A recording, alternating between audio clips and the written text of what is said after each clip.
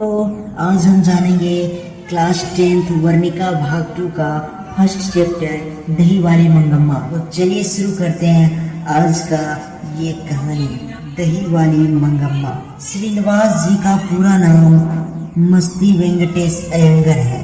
उनका जन्म 6 जून 1891 ईस्वी में कोलार कर्नाटक में हुआ था। श्रीनिवास जी का देहावसान हो चुका है।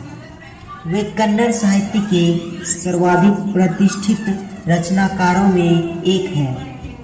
उन्होंने कविता, नाटक, आलोचना, जीवन चरित्र आदि साहित्य की प्रायः सभी विधाओं में उल्लेखनीय योगदान दिया। साहित्य अकादमी ने उनके कहानी संकलन सन्नन्ना कथेगुलु को सन 1968 में पुरस्कारित भी किया। उन्होंने ज्ञानपीठ पुरस्कार भी प्राप्त हुआ। यह कहानी कन्नड़ कहानियां यानी नेशनल बुक ट्रस्ट इंडिया से साभार ली गई है।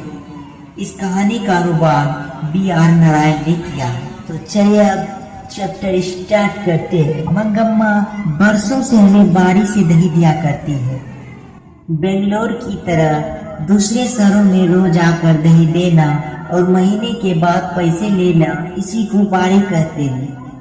पर लगता कि बेंगलुरु में ऐसी बारी का रिवाज नहीं।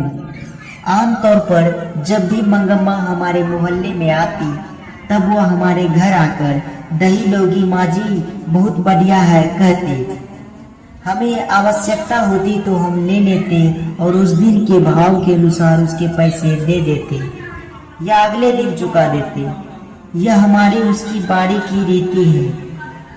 वह अबलूर के पास किसी गांव की है। उसके गांव का नाम शायद वेंकटपुर या कुछ ऐसा ही है। आते समय हमारे मोहल्ले से होकर ही आना पड़ता है और जाती बार भी हमारी तरफ से ही जाना होता है। मैं उससे जरा अच्छी तरह बात करती हूँ, इसलिए कभी कभी गांव से आते समय और सारा दही खत्म करके जाते समय दोनों बार मेरे पास आ जाया करती। आकर आंगन में थोड़ी देर बैठती, सबसे बातें करती, पान सुपारी खाती। ना रहने पर कभी कभी हमसे पान सुपारी मांगकर खाकर गांव जाती। ऐसे मौकों पर यदि मेरे पास समय होता तो वह अपना दुख सुख भी बताया करती। मुझसे भी सुख दुख पूछती। मुझे भला क्या सुनाती? यही कि बिल्ली ने दूध पी लिया, चूहे ने कुम्हारे में छेद कर दिया, तब वह दुनिया ही ऐसी है कहकर अपने अनुभव की बातें सुनाती। बाद में यह भी कहती कि इस दुनिया में किस ढंग से चलना चाहिए। मंगम्मा मुझे अच्छी लगती।